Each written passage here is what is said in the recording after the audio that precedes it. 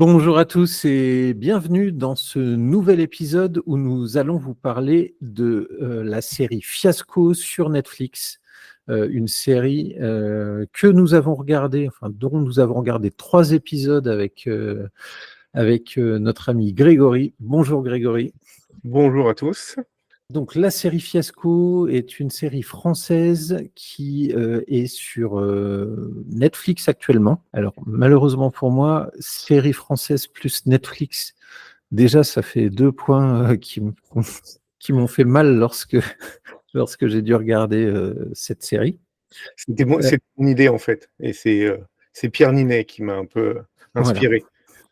Donc Greg connaît mieux Pierre Ninet que moi. Donc Pierre Ninet qui doit être le producteur, mais qui est surtout l'acteur principal. Un peu scénariste aussi. En termes de pitch, alors on va commencer peut-être par parler un peu de l'histoire. Pour faire simple, c'est l'histoire d'un jeune réalisateur qui réalise son premier film.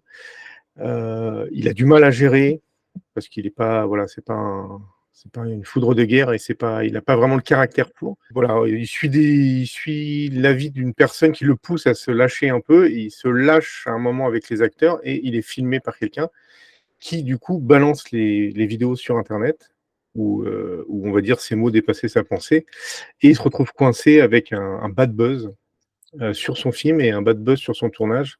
Et à partir de là, il va avoir tendance à craquer sur beaucoup de choses, à accumuler les erreurs. Et voilà, en gros, c'est ça. Donc, c'est le réalisateur qui galère à faire son premier film. C'est plutôt bien résumé et partie de ce principe, effectivement, c'est ce que tu racontes là, c'est ce qui se passe dès le début de la série. Quant à la réalisation, il faut noter que c'est tourné sous forme de mockumentary. Alors, c'est-à-dire, pour donner l'exemple de la série la plus connue actuellement, c'est The Office. Et Voilà. pour moi, c'est le premier problème. Ah, d'accord. Ah bah, on va en parler. On va en Ouais. parler. Alors, pour celles et ceux qui n'auraient pas vu The Office, tout d'abord, n'hésitez pas une seule seconde à aller regarder The Office, la version américaine, même si la version anglaise est très bonne. Donc, pour expliquer un peu le concept, c'est tourné comme un documentaire, c'est-à-dire qu'on voit les personnes interagir avec leur environnement et ils sont filmés. Alors, l'impression qu'on a en tant je vais dire que lecteur. Spectateur. Spectateur, merci. L'impression en tant que spectateur, c'est de voir une sorte de documentaire qui suit en fait la vie de différentes personnes. Donc, Greg, est-ce que tu peux développer ce que tu disais, c'est-à-dire que c'est le premier truc qui t'a dérangé? Alors, le truc, en fait, c'est que ça donne une excuse pour qu'il y ait des caméras partout. Après, là, il le passe vite, en fait. Il l'annonce rapidement à un moment en disant que, comme ils voulaient tourner, je crois, un making-of, ils ont mis des caméras partout. Donc, ils ont un peu trouvé leur excuse pour avoir des caméras partout pour le reste de la série. Et en fait, le problème qu'il y a eu, c'est que. Alors, mon problème, c'est le problème de quelqu'un qui a vu The Office.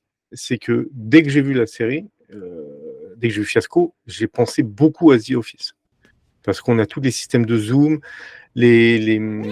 comment dire, les plans serrés sur les visages qui sont mal à l'aise sur une situation, tout genre mais en fait, ça sent vraiment trop The Office. Et le problème, c'est qu'on n'est pas au niveau de The Office.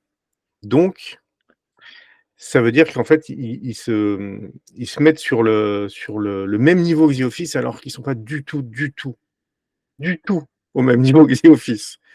Et donc, du coup, ça pêche pour la série, quoi. Voilà. C'est ce qui m'a le plus gêné. Alors, peut-être que si on n'a pas vu The Office, du coup, c'est moins gênant. Mais si on a vu The Office, ça fait un peu mal, quoi. Bah, tu parles de gênant, et effectivement, c'est exactement ce que tu dis, c'est-à-dire on est sur beaucoup de comiques de situation avec un sentiment de malaise par rapport aux situations dans lesquelles les différents protagonistes se mettent. Et c'est vrai que le parallèle avec The Office a été immédiat également pour moi, et également avec une série. J'ai fait la fusion des deux quand j'ai commencé à regarder Fiasco. Ça m'a fait penser beaucoup à la série Extra. qui est une série avec je crois deux, et avec Ricky Gervais, et Qui qui est se le passe, créateur de The Office, qui est du le coup. créateur de The Office, et qui se passe dans le milieu du cinéma et des tournages de cinéma. Ouais. Donc j'ai fait immédiatement ce double rapport avec The Office créé par Ricky Gervais, la série Extra que je vous invite à regarder. Du coup, j'ai trouvé que l'originalité n'était pas là, clairement. Non, on sent les influences, on va dire. Mais voilà, le problème des influences, c'est qu'à un moment, faut essayer d'être à peu près à un niveau proche, parce que sinon, bah, c'est pire en fait. La vision, enfin voilà, on apparaît comme largement en dessous et c'est pas bon pour la série, quoi. Ok. Et l'écriture de Fiasco est pas au niveau de l'écriture de The Office. Bah, justement, on va parler de l'écriture et on va parler un peu de l'histoire qui découle de la trame dont tu parlais, c'est-à-dire de cette histoire de Bad Buzz. Euh, En termes de réalisation, bah, effectivement, ça ressemble beaucoup à The Office. Euh, En termes de jeu d'acteur, est-ce que toi, tu as un avis? Vas-y, vas-y. Perso, Pierre Ninet, je connaissais pas du tout et j'ai pas envie de le connaître. Alors, je me trompe peut-être et peut-être que c'est pas sa meilleure prestation. Je regarderai notamment Le Comte de Monte-Cristo. Je pense que Oui, toi, tu voilà, as vu Greg, ça c'est une bonne chose. ouais, que tu as vu récemment, mais ça m'a pas donné envie de le connaître. Alors, je te laisse la parole pour. Non, bah, ouais, j'avoue que c'est pas le meilleur truc que Pierre Niney ait fait. Après, il est pas mauvais. En fait, il est un peu irrégulier sur la série, je trouve. Il y a des passages où il est plutôt pas mal. Je trouve que le jeu d'acteur est peut-être ce qui est le mieux, en fait, dans la série, au bout du compte, hein, quand même. Après, c'est un groupe d'acteurs qui a déjà travaillé sur Five. Enfin, il y a plusieurs acteurs qui ont déjà travaillé sur le film Five, qui est réalisé par le même réalisateur, qui avait fait aussi le scénario de Five. Donc, au niveau des acteurs, c'est des acteurs qui se connaissent, ça fonctionne plutôt pas mal. En effet, Pierre Niney, j'étais un petit peu déçu, mais bon, je trouve qu'il est quand même pas trop mal dessus. François Civil, il fait un peu le foufou, bah, un peu comme dans Five, en fait, donc il est pas trop mal aussi. Non, je pense que les acteurs, c'est peut-être la meilleure chose, parce que des fois, ils doivent vendre quand même des trucs qui sont des blagues ou des scènes qui sont pas folles, quoi. Et ils font ce qu'ils peuvent, quoi. Et les acteurs, pour moi, c'est plutôt le bon côté de la série. Ouais, parce que quant à l'écriture, on est quand même pas mal dans l'humour pipi caca, on va dire à peut-être 70% du temps, je pense. Bah, le problème, c'est que quand c'est pas pipi caca, en tout cas, ça arrive avec ses gros sabots, quoi. On voit le truc arriver. Si t'as pas compris, ils vont bien te le répéter 3 fois. Ils vont le refaire revenir. Ah, c'est lourd, quoi. C'est lourd parce que enfin, en tout cas, si vous voulez de la subtilité, c'est pas tellement sur Fiasco, quoi. Oui, et effectivement, parfois, on est gêné. Enfin, moi, je me suis senti gêné, non pas par la situation, c'est-à-dire je suis pas rentré dans l'empathie avec le personnage en disant: «Ah putain, le pauvre».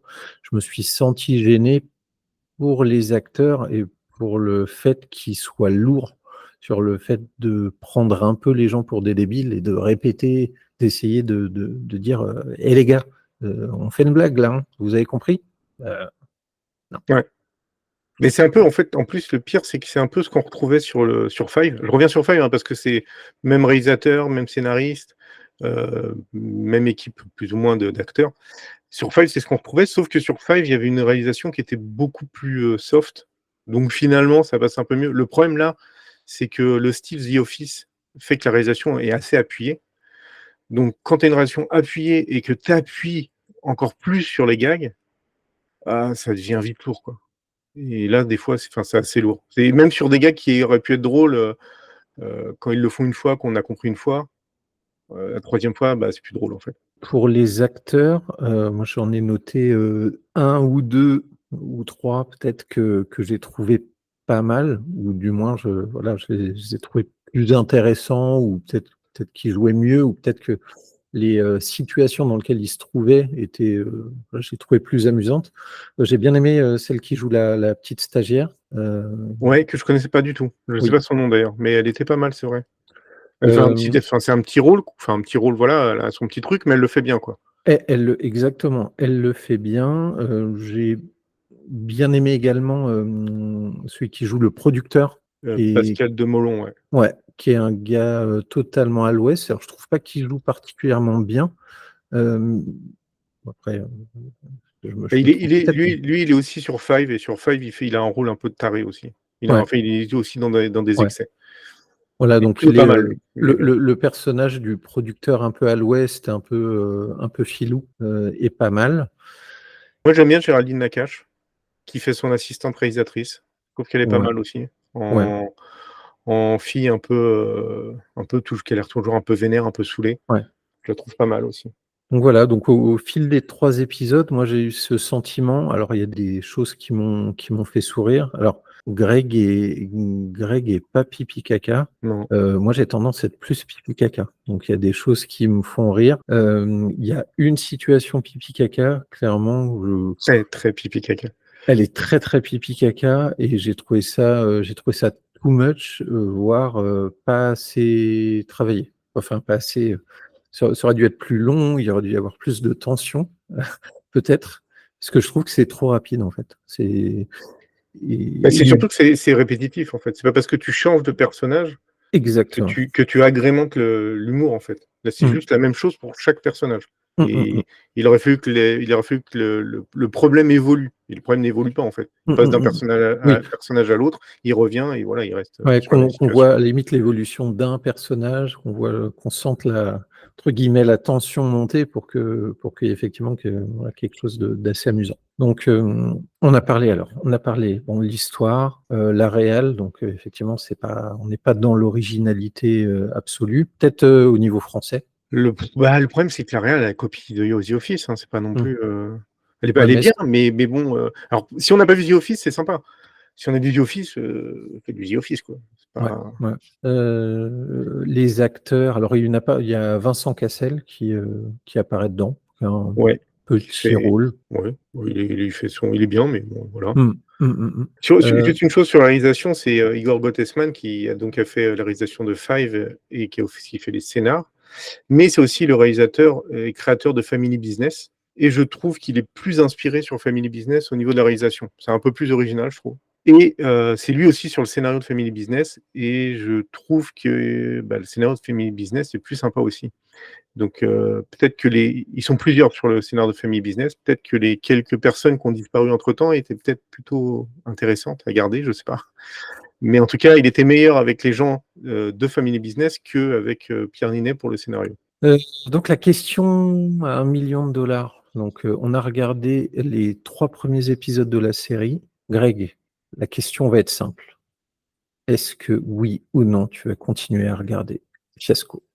Alors ma réponse sera: je vais certainement retourner voir Le Comte de Monte Cristo, parce que j'aime beaucoup Pierre Ninet et je pense que je m'arrêterai à ça.